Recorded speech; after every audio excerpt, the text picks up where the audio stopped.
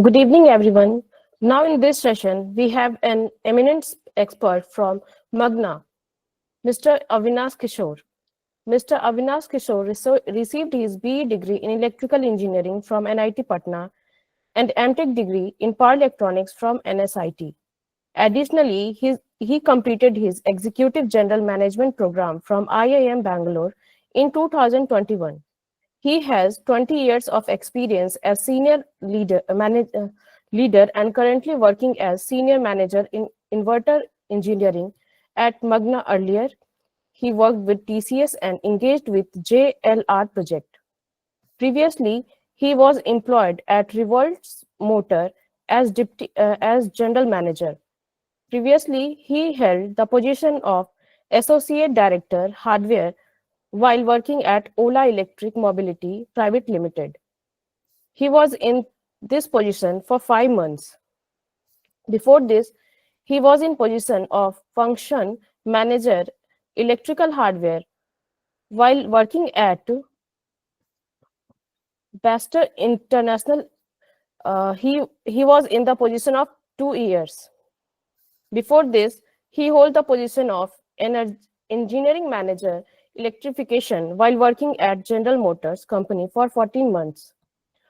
With this, I would request our expert, Mr. Avinash Kishore sir, to kindly enlighten us with his words of wisdom. Sir, please.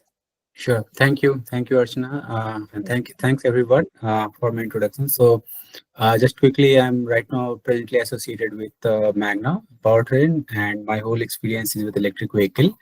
And today, I'm going to give you introduction of electric vehicle. I'm going to talk about what is electric vehicle, what are those components, and also I'll explain about the working of those components. So this should be the interactive session. Feel free to ask question as much as possible, and hopefully the session will be fruitful with everyone. I'll give you the glimpse of all components of electric vehicle, and it will be from basic to advanced. If you have any question related advanced topic related with EV, please feel free to ask from me. You can interrupt in between. Okay, with that, I would like to start. Let me share my screen. Let me open my presentation and I'll share my screen. Yeah.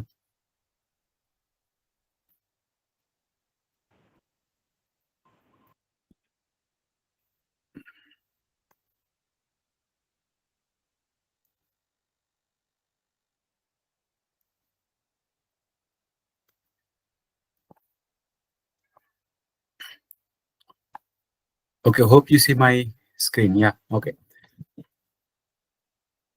Okay, so I'm starting with the introduction of electric vehicle. Yes, sir. Yeah. So this will be introduction part, and I will take you through journey of electric vehicle all the way from zero to end, and I'll also give you a glimpse of what's happening. Yeah. So to start with, this is the content. If you see, usually I'll talk about, I'll start with history of electric vehicle. What is electric vehicle? What is exactly history? Uh, then what is hybrid electric vehicle? I'll give you a glimpse of electric vehicle. What is hybrid electric vehicle? How when we see that hybridization, all the way we are, uh, depend upon type of fuel or resources.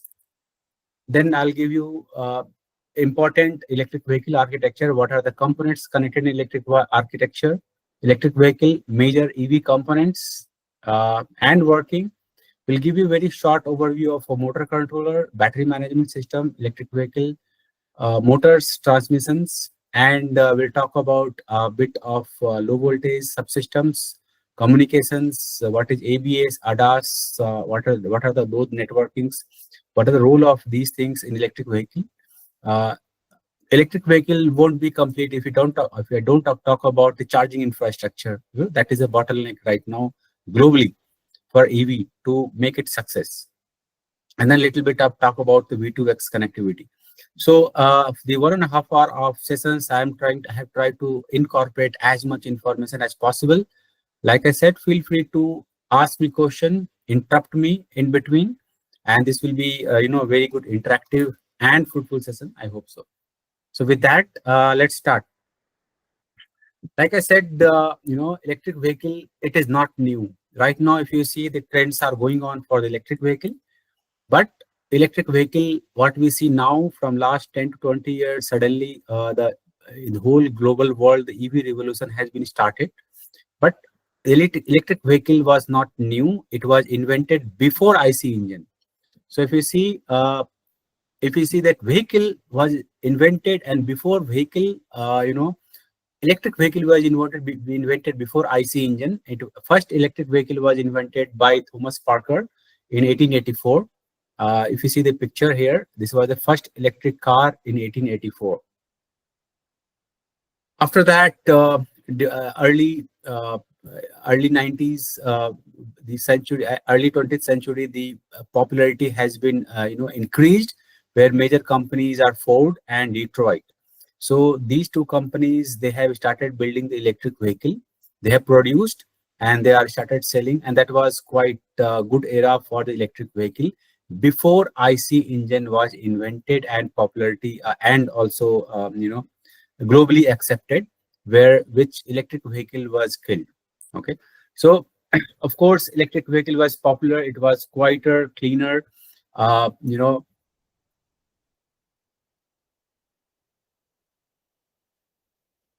the electric vehicle, you can say, reinvented or revival happens, we can say, as a modern world now.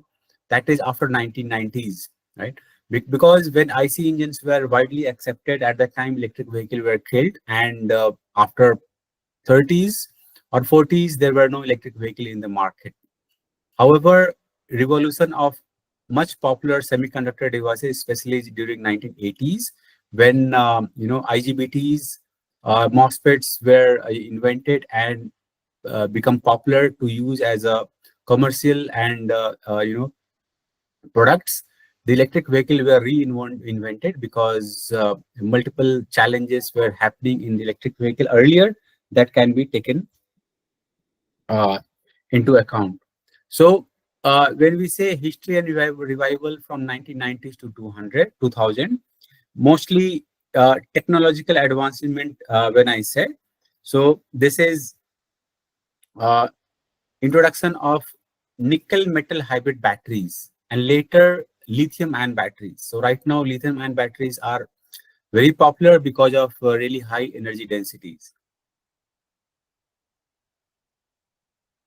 So it is important to say that when we have the breakthrough technology, right?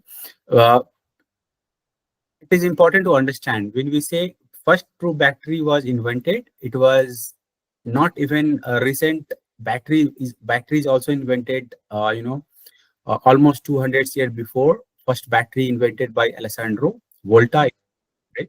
1800, sorry.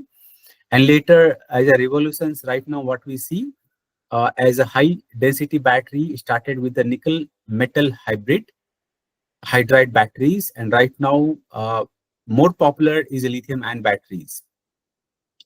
And this also I must mention that electric vehicle, before that the hybridization happened. The Toyota Prius, you the Toyota Prius battery is the Toyota Prius vehicle, which was invented in which was actually started in 1997. That was the first electric vehicle, we can say, as a hybrid, strong hybrid electric vehicle, which was first success. And after that, the revolution started. Everyone knows when Tesla has come with the multiple different vehicles, which is having high performance. It's a kind of electric sports cars, and Tesla have used the lithium ion batteries, and that changed the whole world scenario for electric vehicle. Okay, so quickly, when we say the mainstream adoption, it happens from last 1 or 2 decades only, right? So some of the game-changing companies and some electric vehicles or hybrid electric vehicles, if you see, these are the vehicles which is kind of now part of the mainstream. But now if you see from last few years, there are more companies has come into the market with really advanced electric vehicles that I have not shown here. For example, if you see BYD, is also one of the electric vehicle. Now it's the second highest, largest selling cars, electric cars in the world after Tesla. So some of the pioneer vehicles, if you see, these are the Porsche, Tesla, Chevrolet Bolt, BMW, Nissan Leaf, Tesla Roadster, Toyota, Honda EV, Chevrolet S EV, and then General Motors EVs. My own contribution was in Chevrolet Bolt when I was working with GM. I had a little contribution in this vehicle. Okay, so now some information I have given you, right? Now let's start with some information again. When we say that electric vehicle, right? Uh, Before that, we were using the conventional IC engine vehicle, right? And we are moving from conventional IC engine vehicle to all electric, right? So let's see comparison, what it means. When we say conventional IC engine vehicles, what is the source of energy? The completely petroleum, right? We have the consumption, and what are the difference? What are the main problem? It is the emission. When we hybridization, what it mean by hybrid? That means we have source of energy more than one, right? So we may have the fuel as a fossil fuel, right? We must have a fossil fuel plus one more source of energy, maybe electric battery, right? So in this case, a moment, I just want to move this. Okay. So in this case, what we see that some of the power which is shared by the battery and giving us better, better fuel consumptions and also green energy, right? So the picture is showing, depicting is that emission is less as compared to complete IC engine vehicle, right? Now, if you see that this battery is hybrid, we don't have charging infrastructure associated with that. So this battery is getting charged with different conditions while running the vehicle. And that's the reason that source of, you can say, battery capacity is lesser here. But now if we add here plug-in hybrid, that means source of battery can be charged through external means through a charger. We can always use bigger batteries, and if we use bigger batteries, bigger motor, we can also make as a more electrification and less contribution with the IC engine, and even we can say more greener, better efficient, fuel efficient, right? Now coming to electric vehicle, what it means? Electric vehicle means that there is no source of alternate fossil fuel. Complete source is electric. That means we have a really strong battery and no emission, right? And one of the electric vehicle we have to say always as a fuel cell. Fuel cell is a combination of battery plus source of energy that is called hydrogen. They have a separate special type of battery. Again, this is again a no emission, but this is not a conventional battery. There is some special chemistry we say fuel cell. This is a lithium ion battery, and this is a fuel cell battery. So, but both are electric vehicles. Okay. Till here, any questions? I hope I'm audible. I believe that you are able to listen me.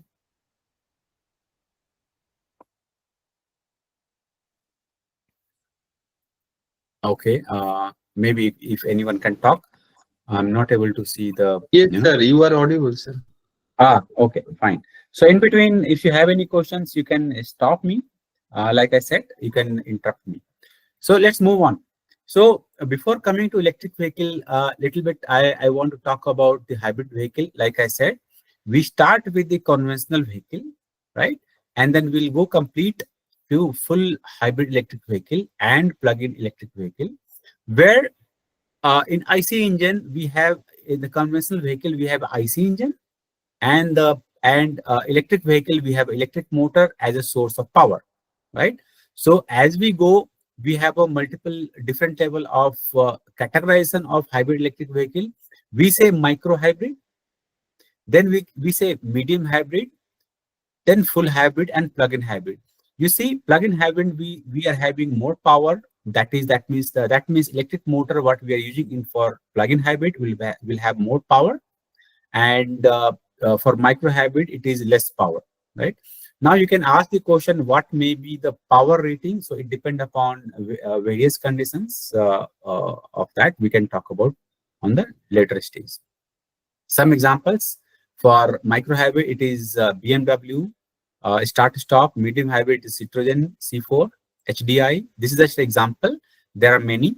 Full hybrid electric vehicles are Toyota, Prius, and even multiple vehicles are from other companies like uh, uh, General Motors, GM cars, Chevrolet cars, etc. And plug-in hybrid like Volvo, even GM also have. Electric vehicles are all, right? Mostly the Tesla and BYD right now, it is a leader, global leader for complete electric vehicle. Apart from that, multiple others. Okay. Let's go to the next slide. Now, according to degree of hybridization, like I said, we have several, concepts. I'm not going to talk much about that. I'll be skipping a little bit to completely to the electric vehicle architecture. Now, let's say types of hybrid electric vehicles. So one, we said degree of hybridization. We already talked about mild, medium, full, or strong, and then also I have talked about plug-in hybrid. Now there are different architectures. Architecture, that means now you have electric vehicle, hybrid electric vehicle. You have two source of power. One is IC engine and another is the electric motor, right? Now, how you are making these combinations together, there are different architecture. We say series hybrid electric vehicle, parallel. We can make the combination of series parallel, and then we can have some different combination of series parallel, parallel series, and multiple other combinations. Depend upon your requirement, we say complex HEV.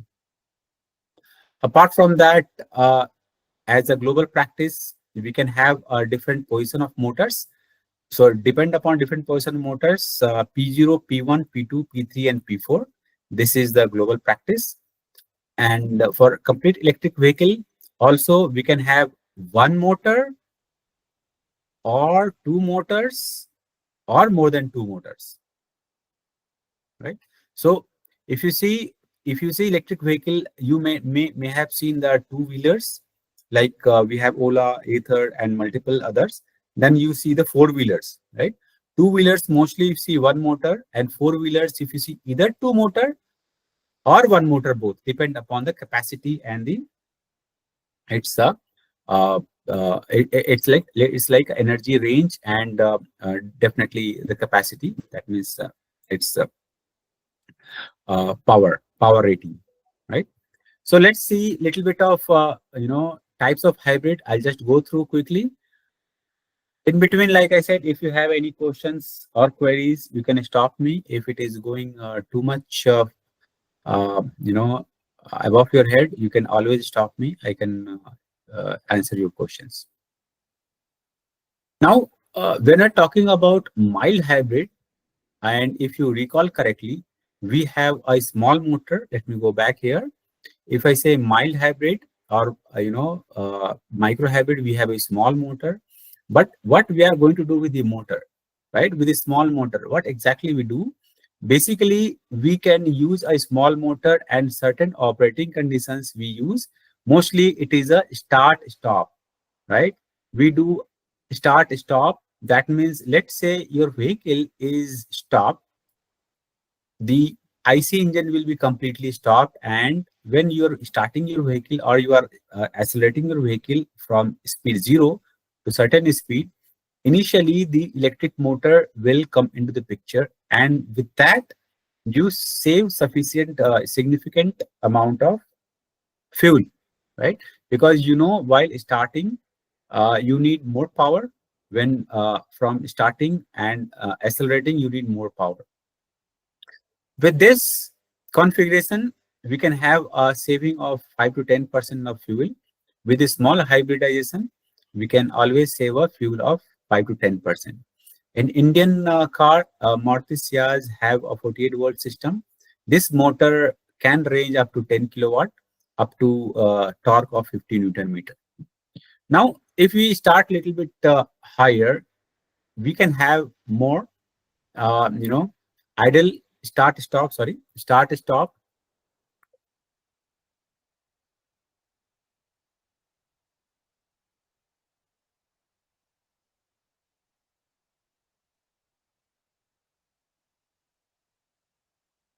Okay. Yeah.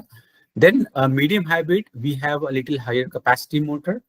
Uh, Voltage levels, it is up to 160 volt.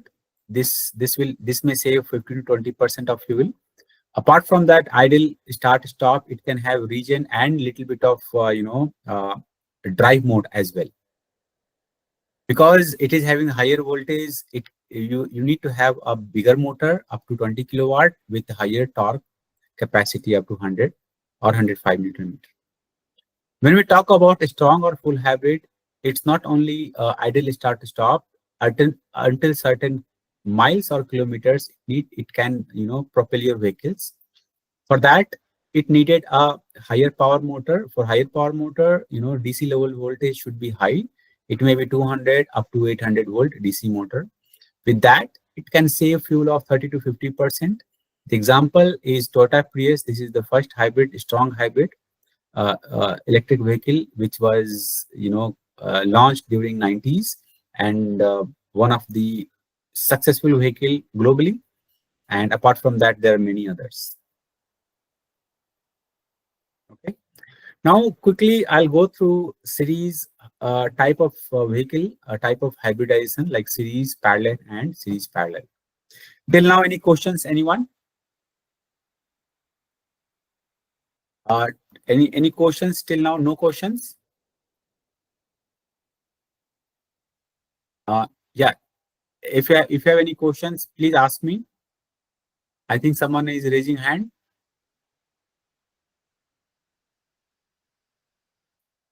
No. Okay. No questions. Okay. Okay. So let's start with series hybrid, and this will be interesting.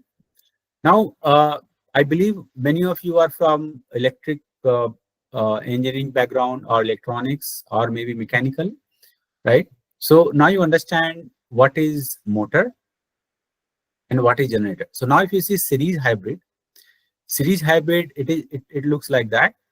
We have a source is IC engine. This is IC engine, right? This IC engine is coupled mechanically with a electric generator. This is electric generator. This electric generator is producing electrical energy, which is going to the controller. This controller is nothing but DC to AC inverter. I'll be explaining you about that. This inverter is further taking charging. That means this may be charging the battery, or this can take the power from the battery from here. This is the energy storage, nothing but battery. Okay. And now this inverter, which is taking DC input from here and AC, three-phase AC output from its side, this particular motor is electric motor. Mostly it is a three-phase AC motor. We will talk about that. Most of the time it is a permanent magnet synchronous motor. It is driving the vehicle. That means it is a final drive. So now if you see that the source is what? The source, number one source is IC engine, number two source is battery, right? So number one source is IC engine, number two source is battery, but final drive is electrical motor, right?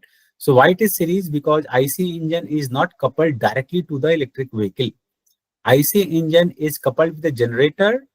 This is generating electric vehicle, and it is either charging the battery or converting this electrical energy to the mechanical energy via electric motor, right? So this is the configuration of series hybrid. With this configuration, what are the flexibility we can have? We can have a pure electric driving, we can have a pure engine driving, hybrid driving, battery charging also happening here, like I said.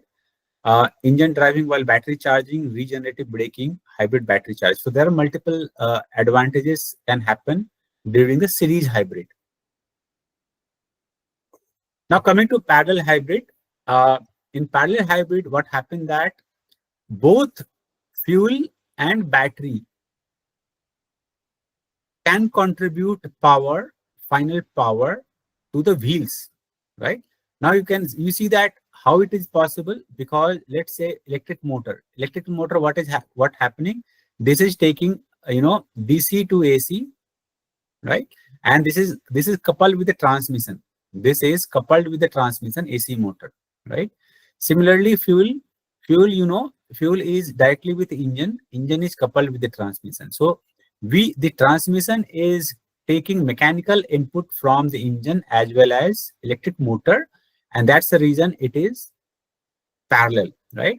This transmission is a very special type. There are multiple gear levels are there. One of the important gears, if you know, this is called the planetary gear.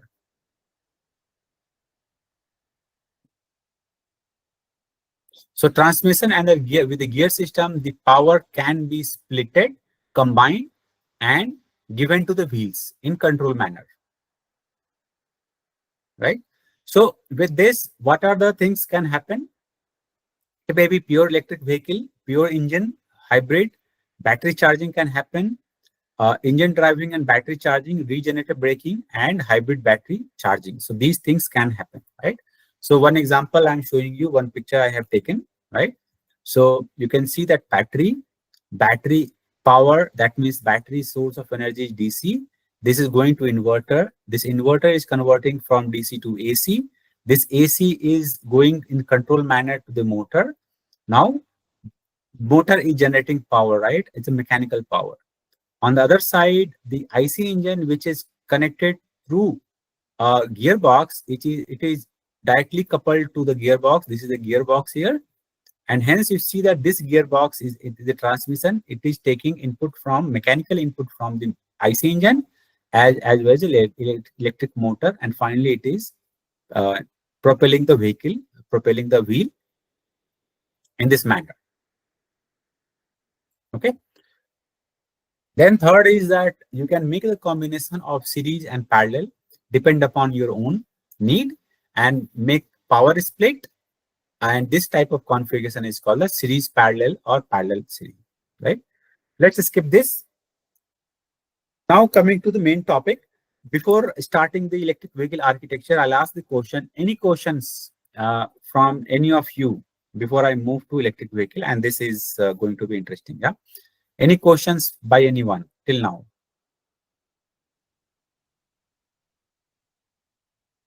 No? Okay. So let me start the electric vehicle. Now I'll ask the question from you. When we say electric vehicle, now you know that it is simple. We have the battery, we have a motor, and simple electric motor is driving the wheel, right? This is a very simple architecture. There is no complexity behind that, right? So you are right. This is very simple, but as an engineer, you should understand that there are multiple other power conversion is happening, and that you should know, right? So you should know what is the electric vehicle architecture, right? What are the electric vehicle architecture? So let's start. Number one, we have the battery pack, right? Why we say battery pack? We don't say battery, right? Because this battery is a combination of multiple series and parallel lithium ion battery. If you remember, we have talked about, and make a range of certain voltage levels. Can anyone tell that what are those levels for the battery? Let me give you a hint. We have a two-wheeler, we have four-wheeler into the market, right? So the battery levels, if I ask you what is the battery levels, or you can say what is the voltage, DC voltage of the battery? What is the DC voltage of the battery? Right? So for two-wheelers, if we talk about, this will be 48 volt or 72 volt. When we say three-wheelers, it may be 72 volt or 105 volt or so. That will be, this is called the low voltage, right? And for four-wheeler, it may be, if it is a small power, less powerful for electric vehicle, it may be 72 volt, but usually Low voltage may not suffice. It may go to 200 volt.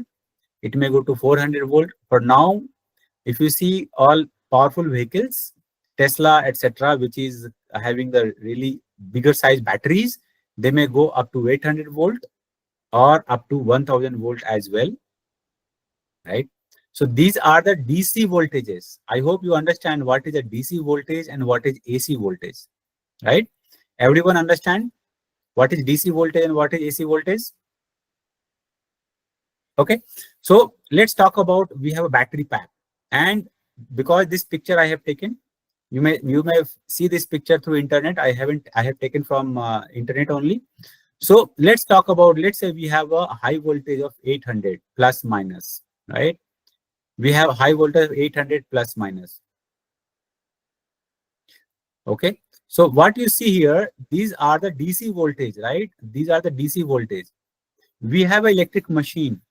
Most of the electric machine I'll talk about, these are the permanent magnet synchronous motor. How many of you know that? What is synchronous motor? So these are permanent magnet synchronous motor, and these are three-phase AC motors. Okay, so to convert three-phase to convert DC to AC, we need a inverter. Inverter is nothing but it is converting DC to three-phase AC, right?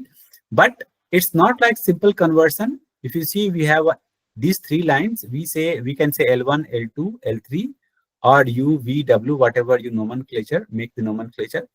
These three-phase AC voltages is in the control manner.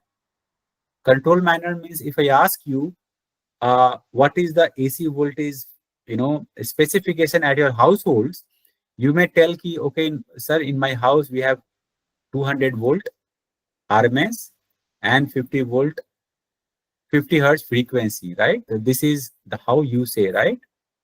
This is the single phase. But in the electric vehicle, we must have a three phase, right? We say U, V, W. We must have a three phase. So, why it's called controller? Because we are converting DC to AC in the control manner. What is control manner? That means we have the VRMS. That means if you talk about VM, that means peak voltage and the frequency. So we are controlling the voltage and the frequency, right? We are controlling the voltage and frequency. So this inverter is not a simple inverter. It is a closed loop inverter which is continuously monitoring the speed of the motor and also continuously taking input like what speed you need, new speed, and what torque you need. Accordingly, it modulates the output voltage and frequency with the technology called PWM methodology, and hence we get the desired torque and speed of the electric motor. And that's the reason we also term this as a controller. Okay, so this is one thing, very important. Now, next is important is DC-DC. When we say DC-DC, it is called a DC to DC converter. Yeah. So you might have already studied what is DC to DC converters. There are 4 or 5 types of DC to DC converter. Usually, this is a kind of a step down converter, or you can say buck converter, where 800 volt or high voltage, whatever. I'm just taking one example. It may be 48 volt. It may be 72 volt, it may be 400 or 800. I'm just giving one example. It may be converting DC to DC. That means high voltage, let's say 800 volt to 12 volt. Usually, we need a 12 volt system. Why we need 12 volt system? To provide power to accessories, right? I will be talking about in next slide. Accessories, so many accessories. For example, you have, buzzer, sound, controllers, lights, right? Etc. There are accessory loads are too many. All loads are DC. All loads are DC. That mostly it is a 12 volt system, and that 12 volt system you need from the high voltage, right? And there is also a redundant battery which is taking as a backup in case high voltage battery fails. Okay, so this is a very simple. You see that mechanical transmission is not happening. Power transmission happening. It's called the electrical power EPS. Electrical power transmission is happening in this case, right? The speed and torque control is taken care by the inverter. There is no IC engine involved in this case. So less mechanical arrangement, more electrical and control arrangement. Any questions still here? Anyone? Before I go to next slide. Okay. So simple. If you talk about electric vehicle architecture, one thing I missed, that is a charger, right? Charger is nothing but from outside. When you take a AC, you have usually different type of AC. Let's say you are charging at your home. What you have the input? You have, let's say, 220 volt AC, right? But what you need to convert 800 volt, right? So what you need a charger which is converting AC to DC and also to this level, 800 volt level. That means you need a boost effect, and hence then only it will able to charge. So there are different type of charger I'll talk about. Okay.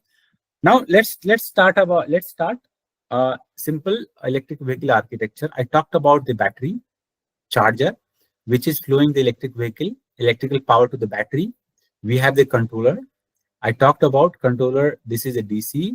The controller is nothing but inside inverter. What it is happening that we are getting a three-phase output here, right? We are getting three-phase output.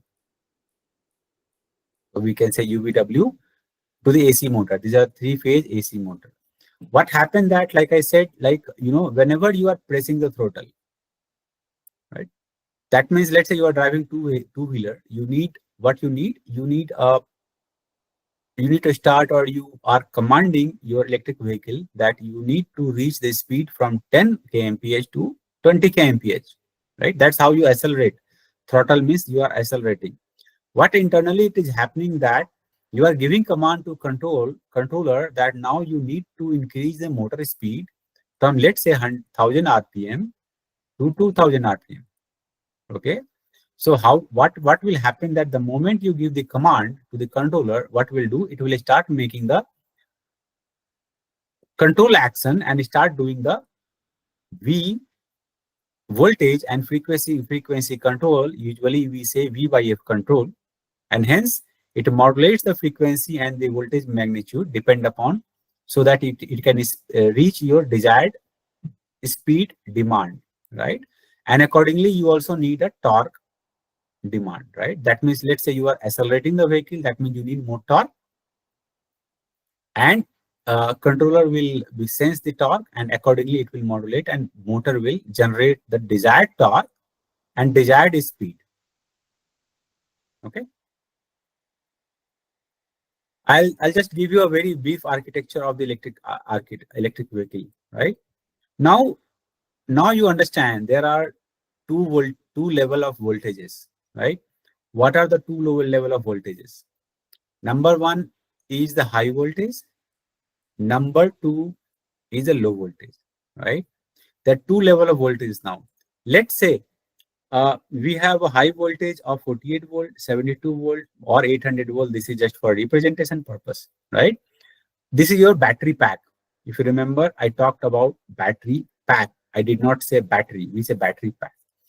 It is generating the voltage of, let's say, 800 volt, right? So we consider there is a one high voltage bus which is of high voltage. Let's say this bus is high voltage bus and it is carrying 800 volt as an example, right? This may be connected to your three-phase inverter, also called a motor controller. Further, it is converting DC to three-phase AC, and further motor, AC motor, which is propelling the wheel. Now, there is another low voltage bus. Mostly it is a 12 volt. Very few vehicles there, they maintain the voltage level of 24 volt. Yeah. Yes, anyone have question? I heard something. Okay. Anyone? Any questions? No, sir. I think. Okay, fine. So let's move. Okay. So now see what is happening here, that we have 12 volt. Now the 12 volt accessories, right? So there are too many, right? Because nowadays we see more features. The vehicles are not only for purpose of movement, there are multiple features, especially, we have the light sensors. Apart from that, safety features are becoming more important. I will talk about very little of that. But all those features or accessories, I would say, we say low voltage accessories, right?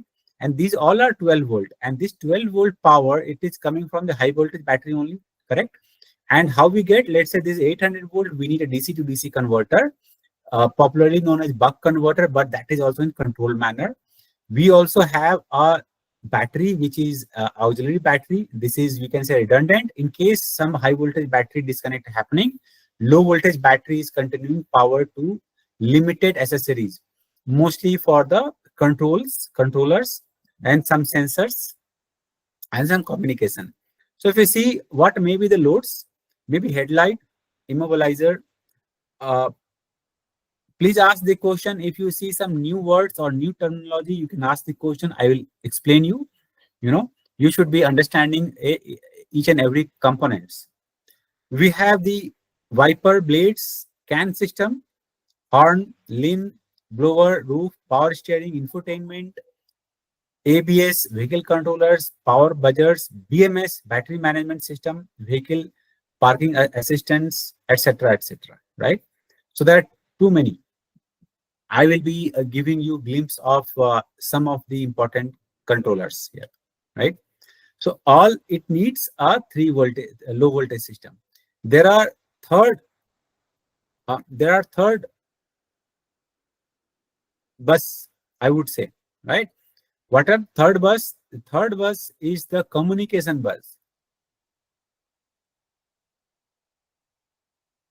That means in an electric vehicle, I'll be talking later. In the electric vehicle or now normal vehicle also, nowadays every controllers have a separate their own microcontroller, and all microcontrollers are talking with each other, exchanging the information. For example, we have motor controller, we have a vehicle controller, we say vehicle control unit, we have a seat belt, we have a steering controller, we have multiple controllers. All those are talking with each other through a communication bus system, and these are CAN, right? There can I'll talk about what is CAN. Okay.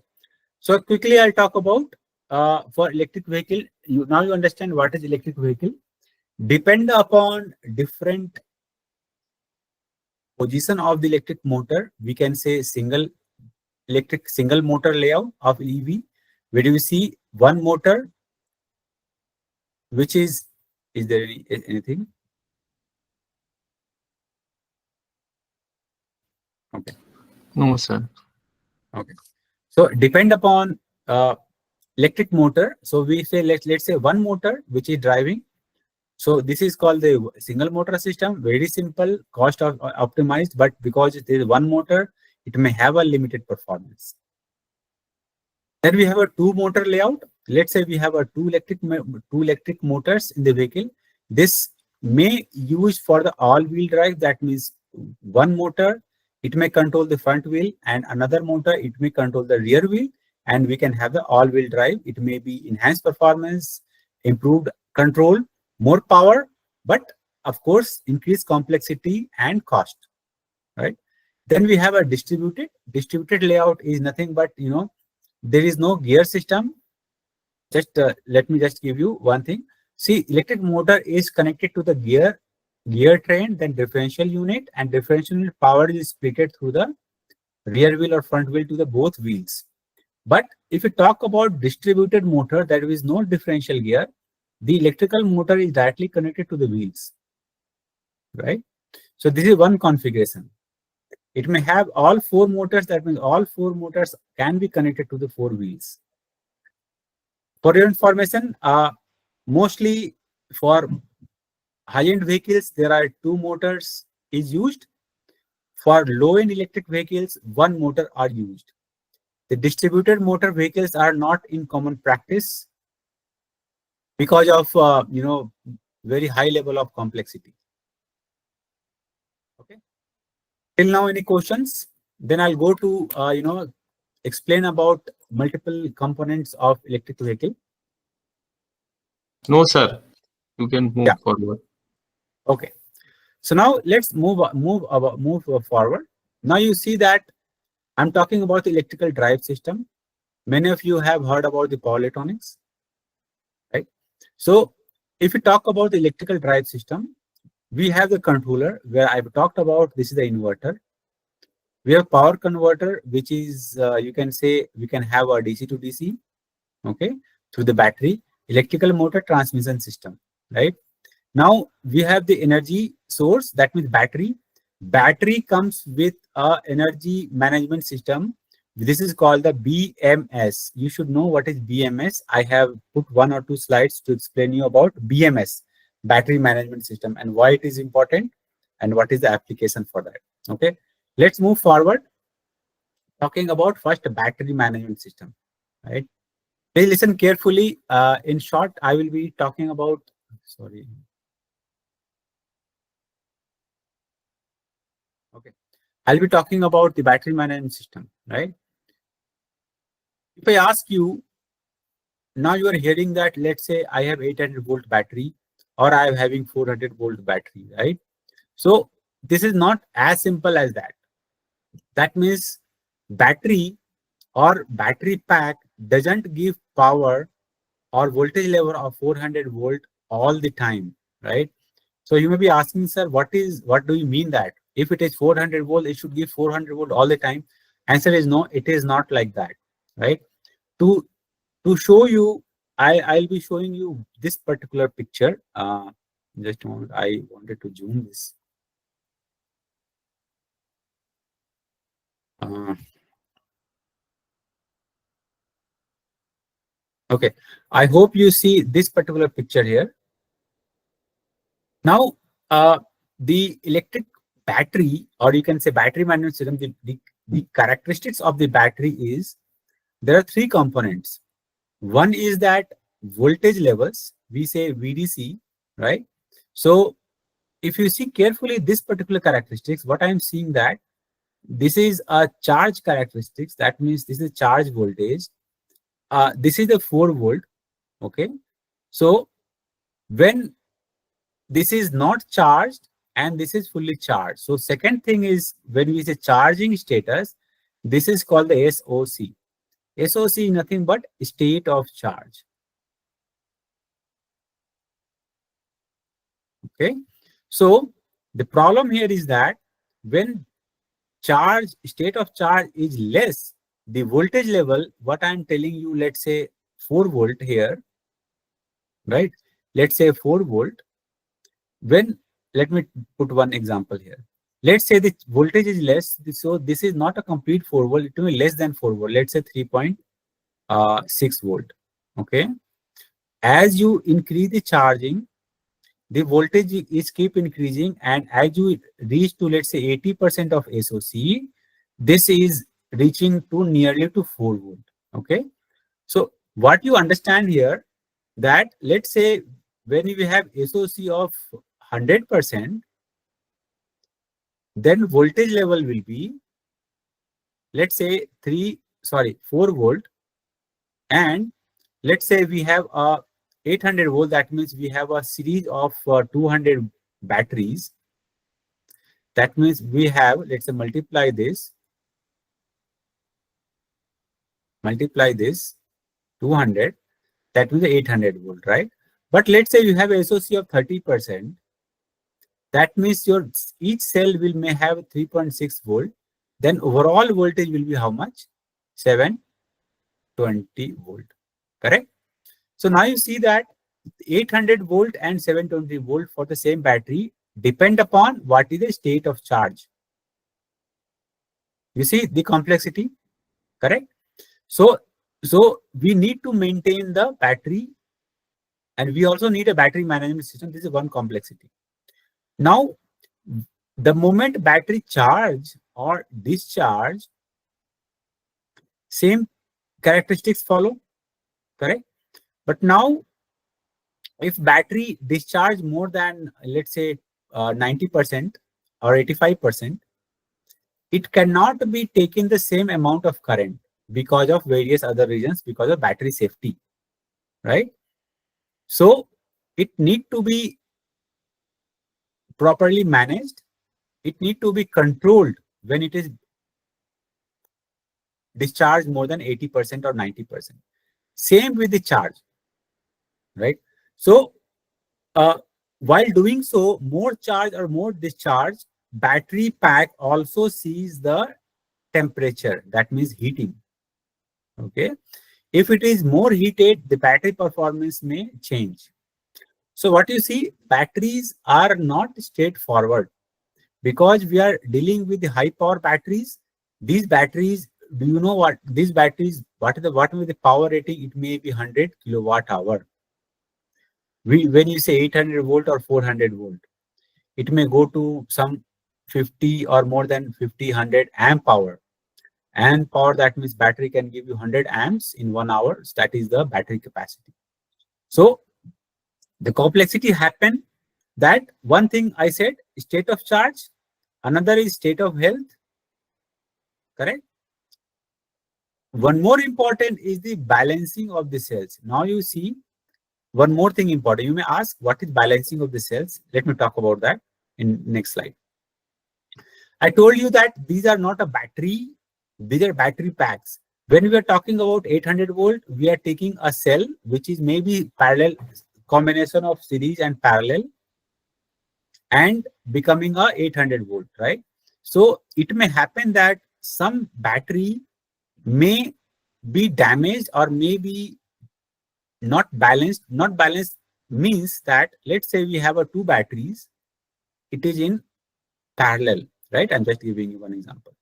So if one battery is 4 volt, another battery is 3.8 volt, if I ask you what voltage you will get here, right?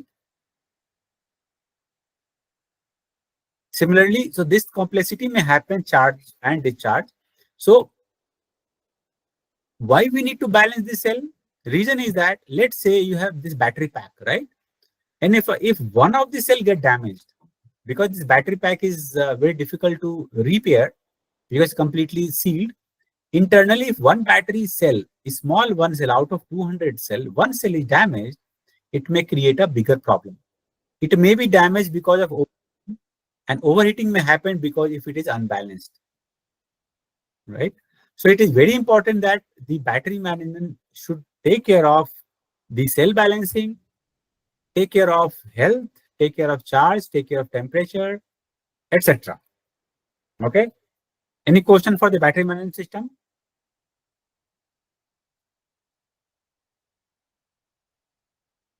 No.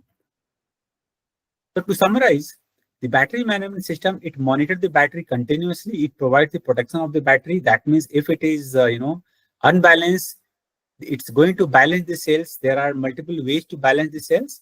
It has to be done by the battery management system.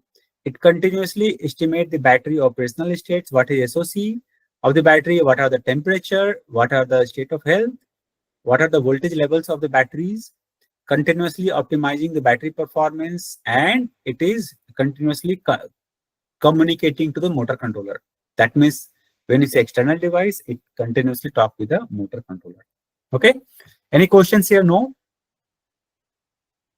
No, sir. Okay. So this is one important part of the electric vehicle. Coming to motor controller. Yeah. Like I talked about, that motor controller is nothing but inverter. Okay. Right.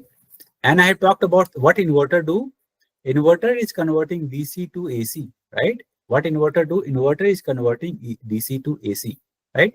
So this, if you see, this is one picture of the inverter. This is the three-phase inverter, right? So three-phase inverter is contains of multiple ways. One of the common ways is a three-phase inverter taking the 6 switches, right? So let's say we have a D1. Let's say this is a T1, T3, T5, T4, T6, T2, right? The combination of different switches, it converted this DC to three-phase AC. Sorry, three-phase AC, correct? Now, like I said, this has to be in control manner. That means we are controlling voltage and we are controlling the frequency, right? And ultimately, what actual control factors are? Speed, and torque of the motor. Because this is a closed loop control, continuously monitoring the output speed. Okay. The the controller will do all calculation. This is called the vector control, or sometimes called FOC, field oriented control. Okay. So it continuously do the calculations based upon the inputs. It takes the command of what torque need and what is speed. That means reference speed and reference torque. It takes from where? It takes from throttle. Throttle, that means driver, right? And accordingly, it generates the required DC voltages reference. And internally, the PWM techniques, it may be space vector. PWM techniques are also different. It may be sine PWM. It may be space vector PWM. Or it may be other PWM, for example, discontinuous PWM. Finally, it generates these switches, pulses, and this IGBT operates according to the pulses is generated here. And finally, the desired output with the desired voltage and frequency is generated at the output, and hence we get the desired speed and the torque what we demanded.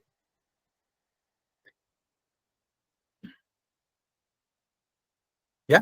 So there are multiple advantages, because with this, where the precise control happen, all those calculations happens in the controller, and it's really fast. That means the moment you press the throttle, in microsecond you will get the desired speed. That means these calculations happen so fast, the driver or user actually doesn't feel that much of calculations and multiple process happens in the processor. And finally, we are getting, so it's complete closed loop control. Any questions here? No? Okay. So let's move to that electric motor. You should understand that we are using a electric motor, right? There are different categories of electric motor. Right? We categorize electric motor. I think many of you must be knowing that. Categorize electric motor in two categories. Usually we say DC and we say AC, right? But how we differentiate is a commutator. That means DC means mostly it comes with a commutator. Sorry. So self-excited, separately excited, then again series, shunt, field excited, PM excited. Commutatorless, when we say AC motor, again multiple categories. We have first induction motor, synchronous motor, and then multiple other motors, doubly silent. Now we have, the cage motor, this highlighted in the blue, permanent magnet brushless AC motor, permanent magnet brushless DC motor. This is nothing but PMSM, permanent magnet synchronous motor. This is PM BLDC, popularly known as BLDC, right? Some of the other motors are switched reluctance, then reluctance motors, etc. Now, coming to the questions, like which motor I should use. Many of you knows that if you are from electrical background, you might have already studied the different characteristics of motor, right? What are the AC motors? What are the DC motors? What are the application of the DC motors where we use it, right? If I ask you that which one is the robust motor, let me go to the next slide. If I ask you, key boss, which motor I should use, right? Whether it is I should use, DC motor, induction motor, BLDC motor, or PMAC motor, right? This is PMSM motor basically, right? So if you got about DC motor, we say, yeah, it is a very good control. We have better control because the DC motor have flexibility to control the field and they control armature, right? Separately in the decoupled manner. Then we have the induction motor. Induction motor is a very robust motor, right? And cheap and maintenance free. Why? Because induction motor rotor does not need to be excited. The rotor is excited through mutual induction from the stator, right? Then this switch reluctance motor. This is the robust motor, right? Now coming to DC motor, permanent magnet synchronous motor, it has a really high efficiency with really good torque density, while DC motor have also high torque density, right?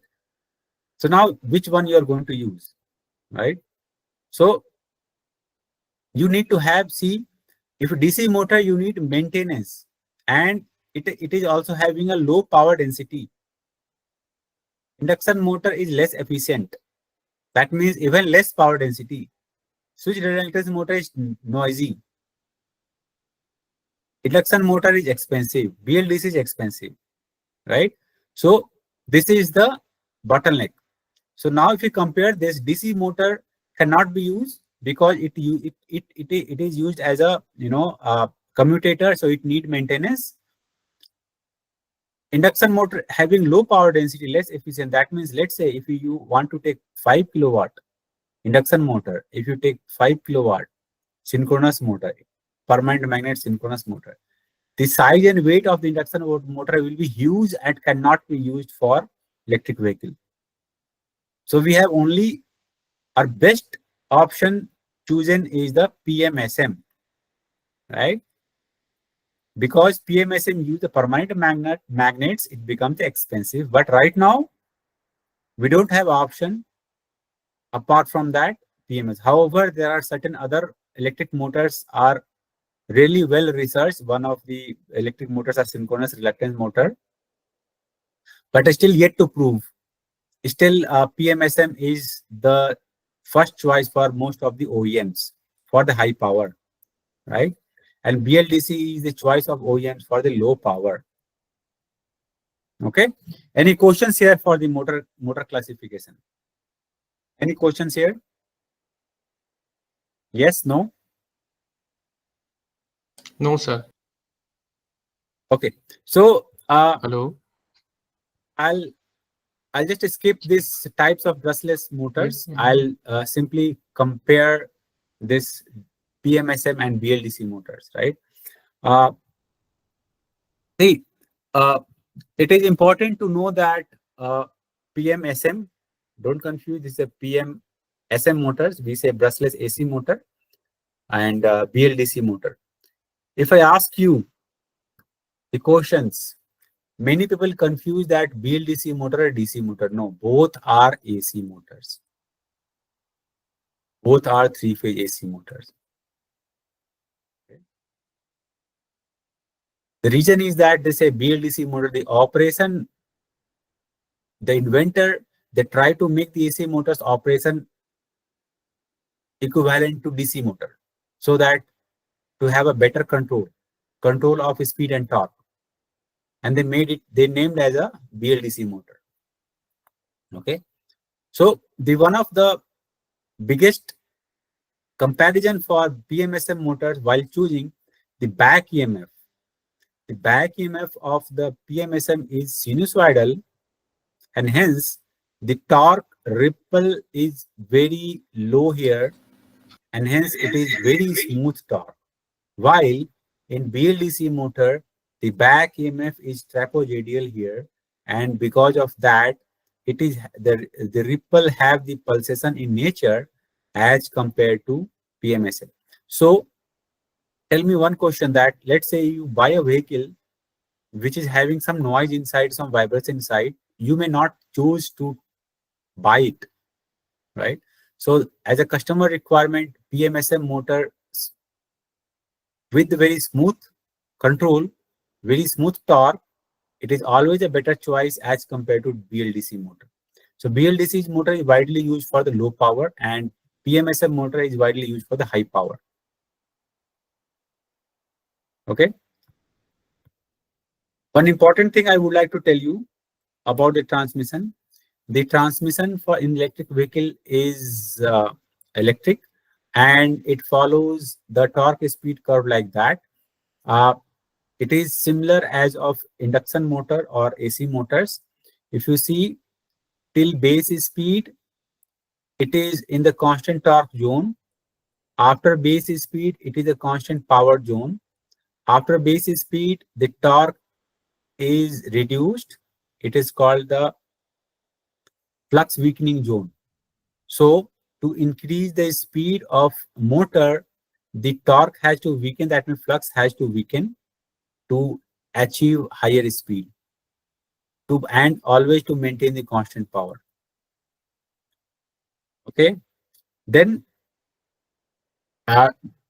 for the transmission ratio, if you talk about, or power ratio, depend upon the motor characteristics, it can be chosen that what speed ratio you are going to take.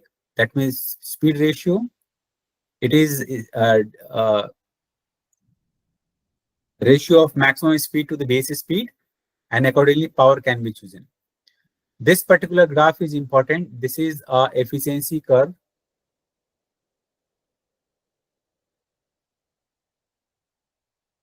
Efficiency curve of the motor or system. System, that means motor plus inverter plus transmission or gearbox. This particular data can be taken.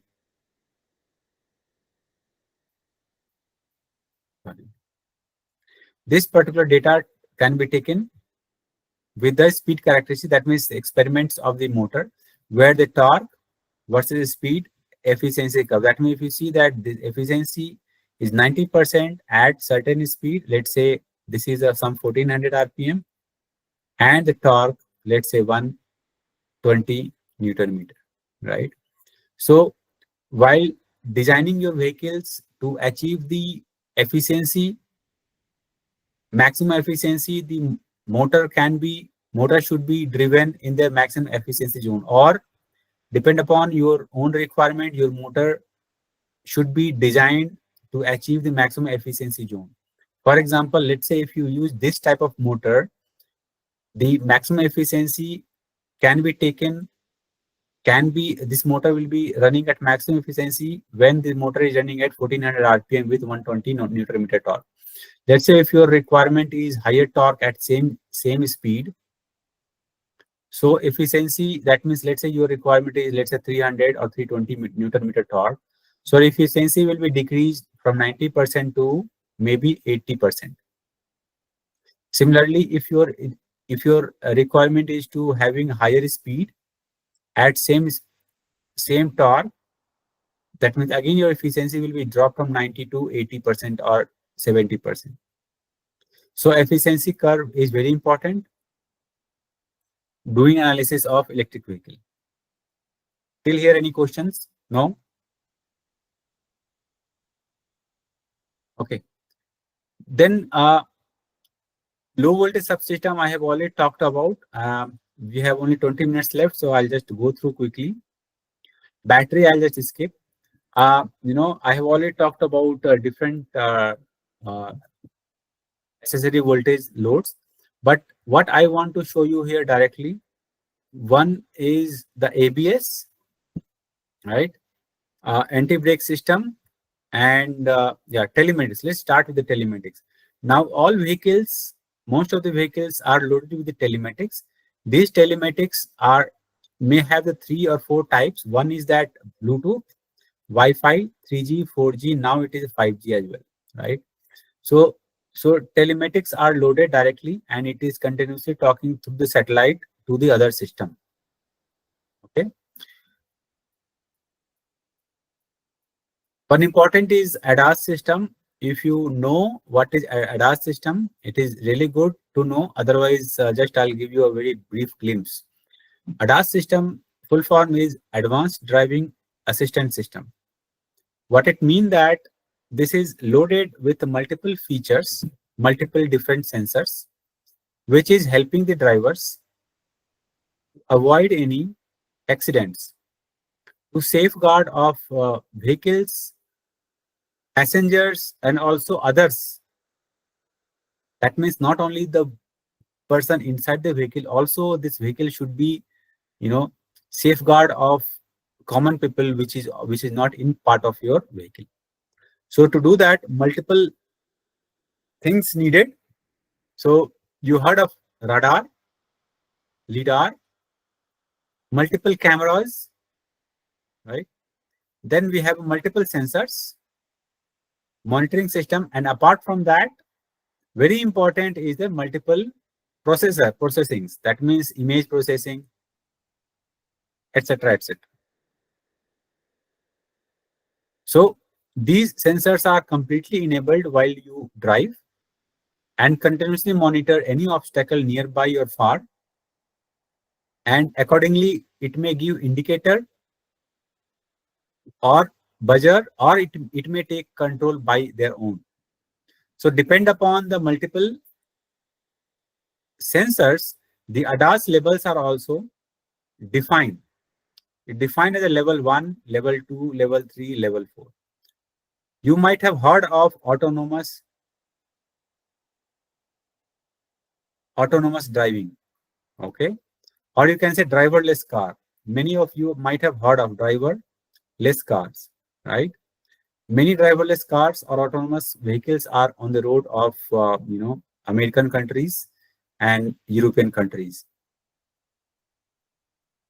So this when we say autonomous driving, that means it may be level 3 or level 4 ADAS, right? And right now also many vehicles are giving you a ADAS system, many safety features, but depend upon what is the level of features they are giving you or the providing. It depends upon level 1 or level 2 ADAS.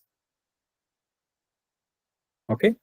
So this is very important. Nowadays, most of the vehicles are coming, and especially the governments of many countries are making regulations now for new vehicles that the vehicle should be now loaded with some levels of ADAS to safeguard people, to avoid multiple accidents as much as possible. So ADAS is really helping to avoid accidents. Okay. So one thing I would like to show you, the vehicle networking. Like I told you, very important that most of the vehicles with multiple things have their own controller. For example, you heard of, just now you understand that BMS, right? Let's say you say the BMS have their own controller. We have this inverter, right? Or you can say motor controller. We have their own controller. Similarly, we have the body controller. We have engine management. However, these are from IC engine. We have HVAC. There are multiple things. So all controllers have their own microcontrollers. They have a huge sense of data which exchange through each other, right? So in information of data exchange from each other, it needs the communication system. And if you see that, just an example that 1996, the number of ECU, electronic control unit, was 6. 2009, it is 17. Now it is more. So these ECUs or electronic control units should talk with each other. And if it is through wire, it will be very complex. To ease, there is a very important called the CAN. CAN, its full form is Controller Area Network. What it does that with only the help of two wires,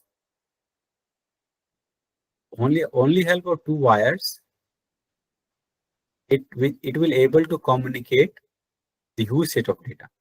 So this we say CAN high and CAN low, and with of only CAN high and CAN low combinations, it can communicate huge data between the controllers, and hence reduce the wire complexity.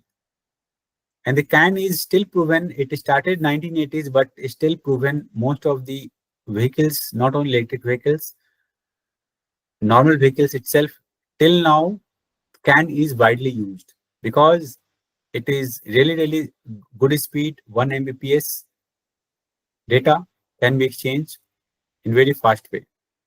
Some other things are FlexRay.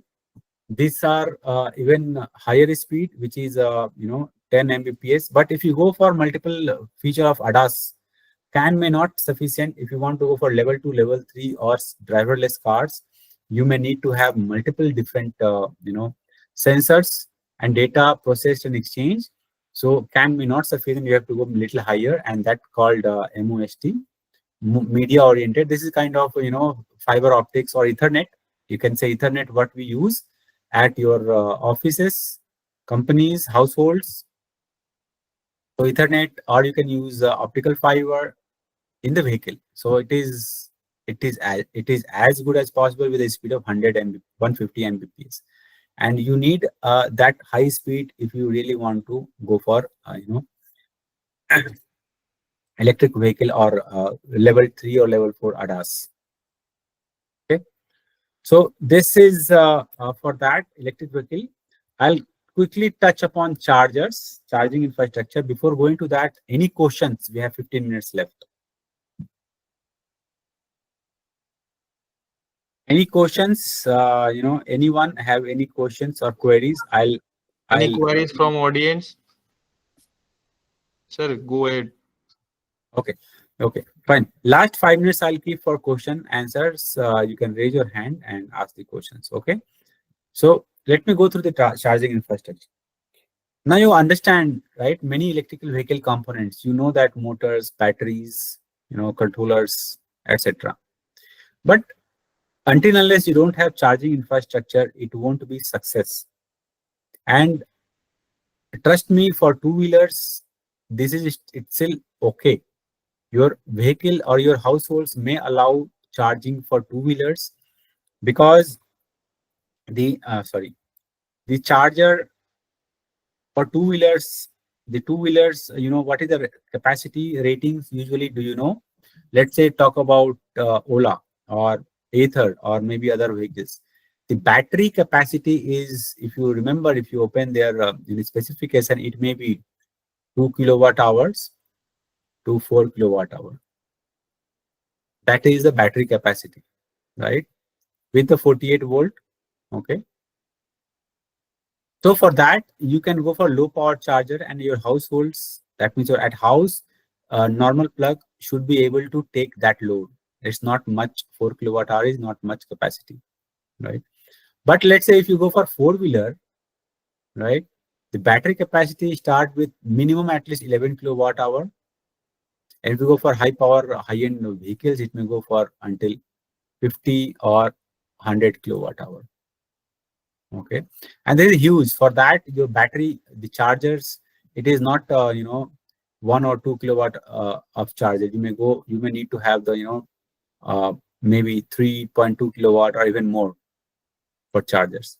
So to support that, you really need a good charging infrastructure, and without that, electric vehicles won't success in the market. No matter how good battery you get it, how good motor controller you get it, fancy cars, until unless you don't have charger,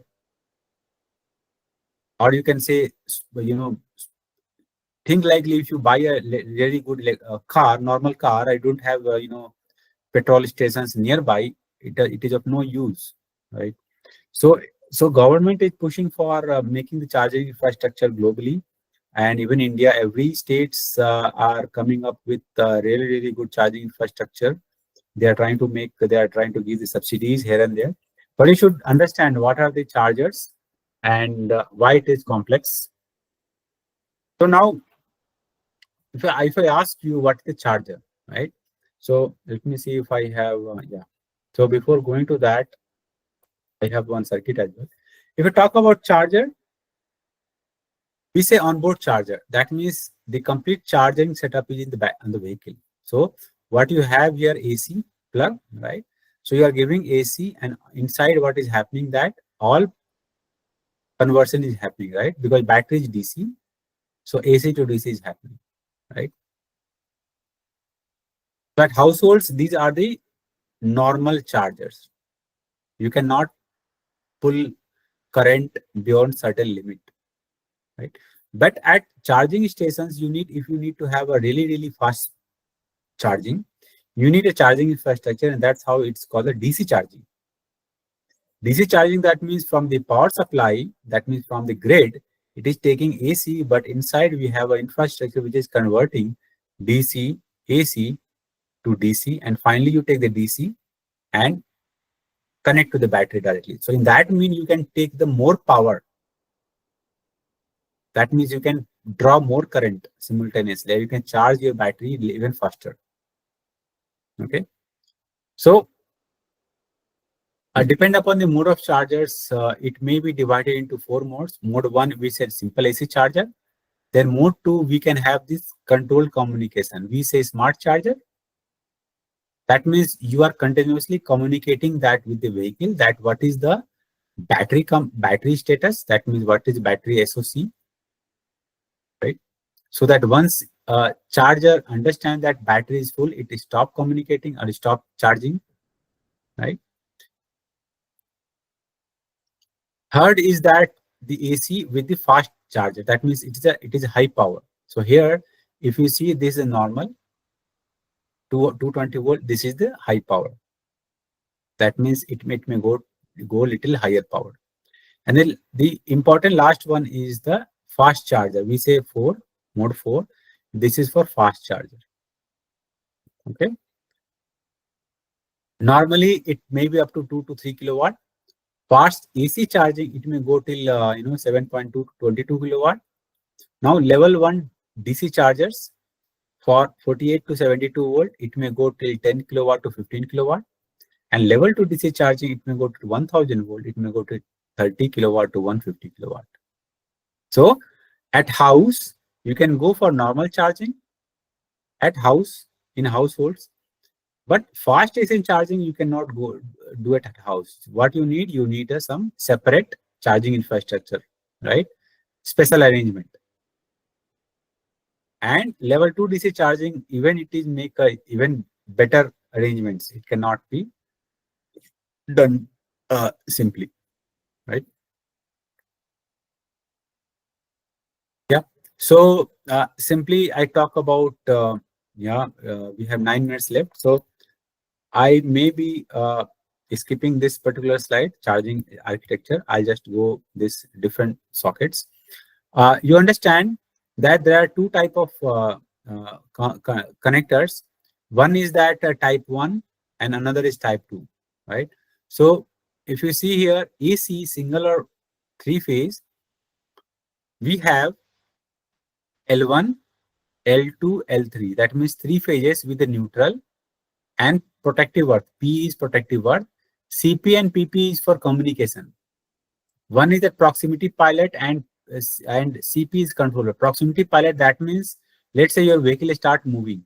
So proximity pilot will disable the controller of the vehicle, so that in any case, when your vehicle is getting charged, it cannot be moved. So even by mistake also, person cannot start the battery.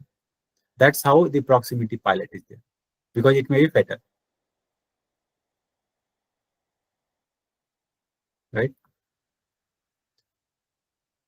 So different countries have different type of connectors. The most popular connectors are type 2 in India. This mostly this is a type 2 connector in India. Also, it is used. Tesla uses a different connectors. I have pictures as well. Picture of Tesla, I think. Yeah. Tesla uses a different connectors. China uses a different connector. So when we're talking about GB by T, this is used by China. This is globally. India also use, and US, UK, Europe also use. This is the globally. This is a type 2 connector. This is a globally used. And CCS1, CCS2. That means if you see that CCS2 combo 2, it is a DC plus AC both. SHADMO connectors is used in Japan. Whenever you see GYT, this is in China. SHADMO is in Japan. And we have a different connectors in for Tesla. I haven't added the picture here. The Tesla have a different connectors. Tesla connector. Okay. So we have only 4 minutes left. I would like to stop here. Because I would like to have a very quick brief of the V2X connectivity quickly. This is a last slide. See, electric vehicle, we have a very huge battery, right? So battery can be used as a energy source to power up our vehicle. And also it can be source to power up our households. And that's the reason that V2X connectivity has come into the picture, where vehicle can connect not only to the house, it can connect everywhere. For example, we say V2I, infrastructure, V2V, vehicle to vehicle, V2D, vehicle to device. Anyway, this is common. Then vehicle to P, vehicle to pedestrian, and vehicle to grid, V2G, and then vehicle to network. V2G, you should know, that means vehicle can power up your whole home as a battery source, right? You see that, right? Because it is having a heavy battery. Vehicle can connect to the, I just give you one, yeah. Your vehicle can connect to the grid, and it can give back power supply to the grid and get some money, right? This is called a smart grid concept. Okay, so that's all. Thanks for listening. I believe this was informative session. I tried capturing multiple things, multiple items related to the electric vehicle. With that, I would like to end my session. We have 4 minutes left. Anyone having any questions, you can ask. So, yeah. So I just stop sharing now. Please, you can come with your questions if you have so. Dear participants, please, if you have any question, you can ask in the form of chat, or you can unmute your microphone also.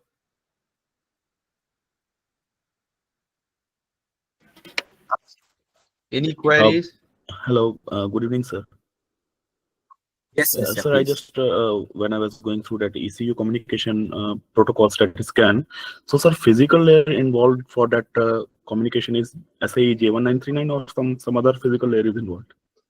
Now, I don't have information about the complete physical layer. I'm not a communication expert, but must be. The answer is must be. Yeah. So I'm not a communication expert, so I don't have a clear answer for that. But actually, I worked on this thing. I was doing an internship in Cummins India Limited, and there I worked on this communication protocol, and that was on CAN itself. ECUs were communicating over CAN via SAE J1939. Some SIM PGNs were used to send. Correct. So it has to be communicated via protocol, and this protocol has to be, you can say this protocol has to be followed. So that is the way. Okay. Thank you, sir. Hello. Yes. Hello, I am Dr. Vivek from BRCM College, sir. Yes, Sir, yes, Dr. one thing Vivek. I want to know from you, sir, the slide you have shown, it's means a person who is newly in this field, they can't grab all the things at a time. Yes. So if you take another session, it will be very fruitful for us. If I am also advised to organizer to take one chance from you. Yeah, you can connect with me. I can take session because each and every component, you can say, I have a detailed, for example, I can talk about electric motor controller. I can talk about different DC to DC converters, Yeah, some right. analysis, vehicle charging infrastructures I can talk about. Yeah, so my idea is to give you a glimpse of the electric vehicle as a complete at one place, and in detail. Yeah, so yeah, we can talk about that, Dr. Vivek. Okay, thank you, sir. Thank you. Thank you very much. Dear Hello. Vivek, so your request we will keep in mind in future. So we have another FDP. So there is it is starting. I am going to join 13 to 18. There is 13 to 18. there is again there one expert. Okay, so next time we'll ask more question. Yeah. Today I have applied for that. Okay. Okay, thank you, sir. Welcome, Dr. Vivek. Someone, I think, Prabhu. Yeah, sir. Yes, sir. It's Dr. Prabhu from Shimata Vaishnav University. Sir, one thing in the last slides, you have shown about the charging infrastructure, means the different types of connector. So just want to ask that how these connectors are being defined, means if suppose we are in India, do we have to define some different connectors, Like China has different connectors, and Japan has different, Tesla has different. Yeah, So how this these is a connectors very, are being defined? yeah, this is a very great questions, I would say. For example, uh, it start with mostly first mover. So if you see the type 1, type 2 connectors, which has been already taken in Europe and USA, and most of the country follows USA and Europe, right? But China and Japan, they have different things. So China has come up with their own type of connector, right? So there is no fixed, you can say, guideline that you have to follow that connector. You are free to choose your connector. So because all depend upon the, you can say, ecosystem, right? So I'll just give you one example.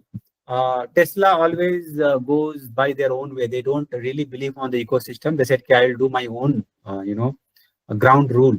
So they come up with their own way, or you can say new design of connectors, right? So that is one way. China also do so. Japan also do so. The reason of that, why India started following, it is ecosystem. Ecosystem, that means, let's say, suppliers dependency. If I create my own design, that means in that case, that new design, new suppliers, new components, all those things, I have to struggle a lot. But if I follow what USA is doing or what Europe is doing, that means I will get it in cheaper way, right? Because many suppliers, many proven designers will be associated with that, right? And that's the reason. It's because of ecosystem. There is no fixed process which is doing. I'll tell you, let's say type 1, type 2. You never know, type 3 may be coming, right? Someone will, do the upgraded version of connectors, and then OEM may start following that. Yes, yes, sir. And hello. Yes, sir. Go ahead, sir. Yeah. And one more thing, sir. When we are in the last, I think second last or last slide, you are showing the different types of connectors again. So some connectors are having 4 pins. So two are understood because if they are DC fast chargers, 2 pins are required, and two are for the communication, bi-directional communication. Four are understandable. Means Yeah, you can understand that yeah, four. yeah, I can, But some were having 6, some were having 7. okay. That is Yeah. means I I'll was tell you. not. So you are talking about which one? Say, let's talk about this, right? You understand, right? So Yeah, L1, yeah. L2, L3 The for three second one phase, in the Union European, let's say. L1, L2, L3 neutral, CP is for control pilot, that means communication, PP is for proximity, and P is for protective earth. Earth is for safety, right? This is simple. If you see Yes, this sir. one, Japan, it is talked, this is single phase. L1, line 1, neutral. Neutral. PP, CP, PE, that means proximity pilot, control pilot, and protective earth, right? Okay. Similar this. If you come here, here is again L1, L2, L3, neutral, CP, PP, P. So this is for AC. And why we have three? That means three-phase AC, correct? Yeah. And Yeah. in between there is a DC also, right? So this DC plus, DC minus is for DC fast charger. Okay. So let's say Okay. if, yeah, so combo 2 is like your vehicle is allowing DC fast charging. That means you use this. If your vehicle is allowing AC fast charging, one connector will fulfill both conditions, right? You don't have Okay. to go for a separate DC connector, separate AC connector. Hmm. So, yeah, that's the reason that one connector will suffice for three. That means three-phase AC, single-phase AC, and DC. So this connector will type combo 2 CCS to combo 2 type 2 connector is sufficient for all. So India is following this. Okay. So if, yeah, in India, you will see this connector, if it is fast charging is allowed in your vehicle, or this connector if fast charging is not allowed in your vehicle. And I'll tell you, sir, if your vehicle is not allowing fast charging, you cannot go for fast charging. Okay. If your vehicle is allowing fast charging, you can go for fast charging only. Reason is that your battery is not meant for taking the high current. Your battery Yes. will burn, right? So battery is completely protected by the BMS for Hmm. any safety issue. It won't allow certain limit of current, more than that. Okay. Means the single connector means it depends on whether my vehicle is allowing the fast charging or not. Yes. We are Yes. connecting it depending, Yes. and the software will decide whether it is Yeah. Yeah. just Exactly. like modern day mobile phones we have. Yes. Means if So we apply exactly. any chargers, it does not do sub fast charging. Yeah. So you see the control Okay. pilot. The control Yeah. pilot is connected through the BMS. Okay. Until Yes, sir. unless the shake hand is not established with the help of this. This is nothing but CAN. This control pilot Okay. is nothing but CAN. Okay.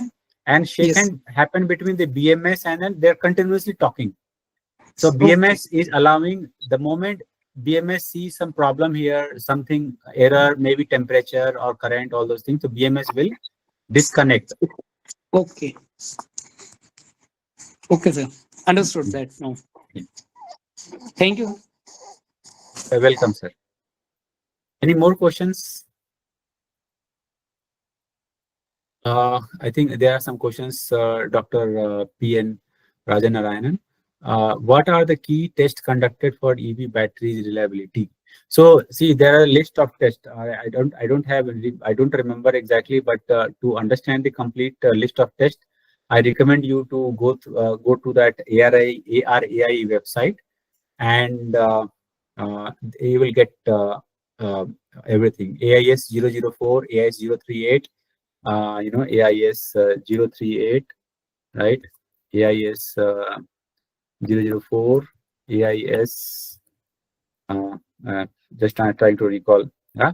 So these are the standards. Please go to the ARAI website, and you will get the detailed, test over there, all compliance over there.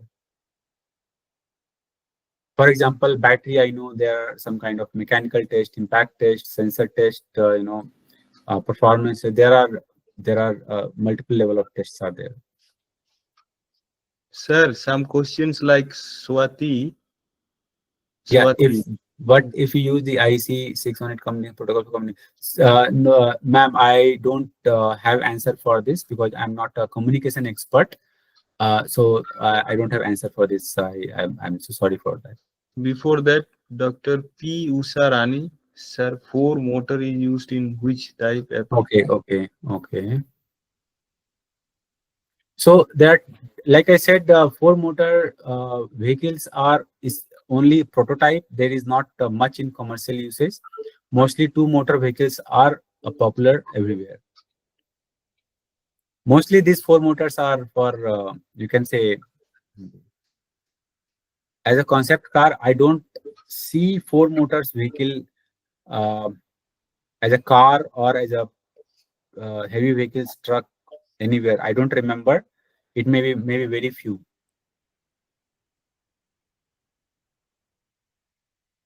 So I think there is no question. So thank you, sir. Thank you to be with us. Thank you, sir. Thank you very For much. your session. We are concluding today's session. Tomorrow we'll meet again from 6 onwards. Thank you, sir. Thank you. Namaste. Thank you very much. Thank you very much. Bye. Okay.